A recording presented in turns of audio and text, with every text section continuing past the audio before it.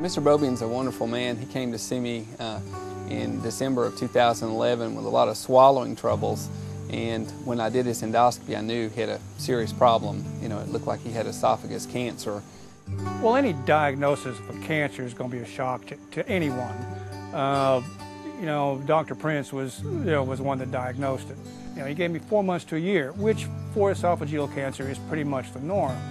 It's a little unnerving when you first see the word written on a piece of paper. You know, you give that some thought. I mean, what that does, it's not every day that you confront your own mortality.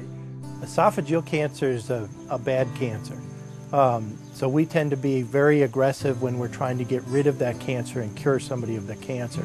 It combines all of surgery, radiation, and chemotherapy. You know, it used to take us maybe 4, 5, 6, 7 weeks to get all this coordinated.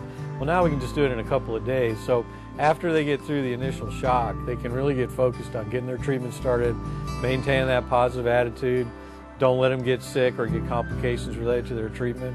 And I think just getting that momentum going into a very difficult kind of cancer treatment is essential. Within a week, I had a meeting with Dr. Hall, and then with Dr. Repine, and with Dr. Strike, and they set up, you know, a plan of action.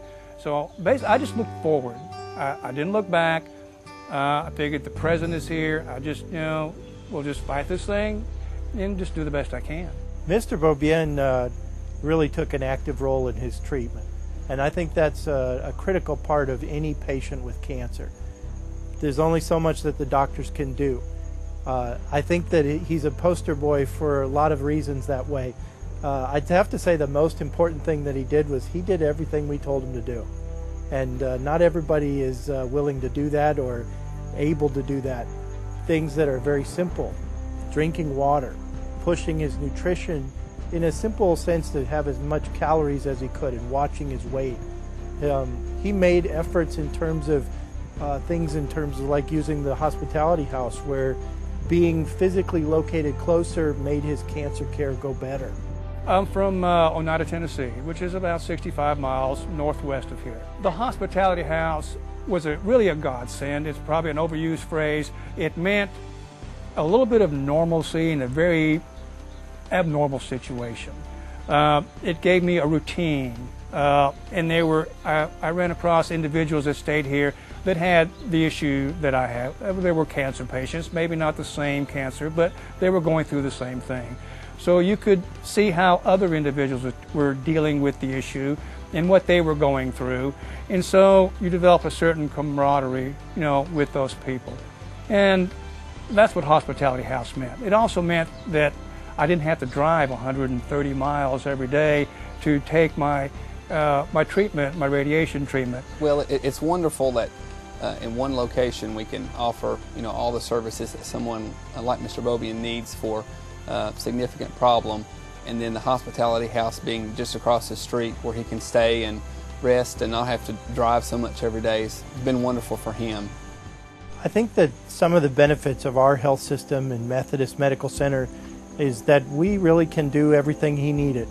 And that's not always the perception, I would say, but that's wrong. We have the oncologists, we have the radiation oncologists, the surgeons, the gastroenterologists, all the support staff, and everything that we need to take care of cancer patients completely. Overall, treating somebody for cure for cancer of the esophagus is difficult. Even under the best of circumstances, there's still only about a 1 out of 3 chance that they're going to be alive 5 years after they're diagnosed and treated.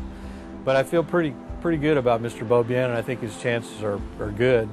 And you know, time will tell, but right now I'm optimistic that he can have a long life. There's something freeing, I guess, by, you know, when the doctor says, well, you have a limited time to live. There's a certain amount of freedom that comes with that. I don't know if most people may not understand that, and I took it as that. You know, I took it that way. I'll continue to look forward. I'll continue to plan my garden for the next year. I'll continue to plan for the camping trips that I go on every year, and I'll continue to plan on a hike to Mount LeConte. I mean, I'm going to do all those things, and I just put the thought of the cancer and its repercussions in a box in the back of my mind and never look back.